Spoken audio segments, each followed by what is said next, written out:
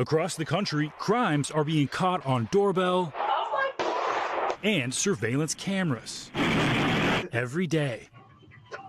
You just took your package. Now, more and more police departments are leaning into this technology, getting homeowners and businesses to share their video with local law enforcement. The goal, to create a network of cameras to fight crime. We're seeing more frequent apprehensions and faster apprehensions of suspects. In Washington, D.C., their Camera Connect program and Real-Time Crime Center launched early last year. In that time, they've seen a 35% reduction in violent crime, a 30-year low. And they say the tens of thousands of new camera registrations they've had so far will be an important tool to continue that trend. This program allows for those that wish to provide information to us to remain anonymous, and it makes it a more of a comfortable interaction rather than having an officer knocking on your door. Similar programs are in place in jurisdictions coast to coast.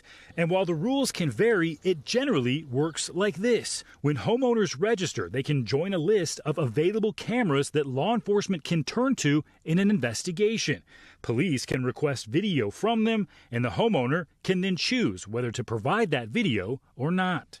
Businesses that sign up can take it a step further. They can opt in and provide their live surveillance feeds, giving police departments access to their cameras in real time. And while police say they've seen success, privacy advocates have serious concerns about handing over this kind of access. When you justify surveillance by saying that it's only going to be used against the most violent criminals, what you end up seeing is those technologies become slowly over time an everyday aspect of policing. Many police departments emphasize these programs are voluntary and designed with privacy and transparency in mind.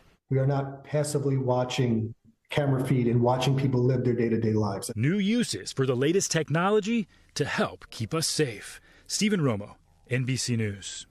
Thanks for watching. Stay updated about breaking news and top stories on the NBC News app or follow us on social media.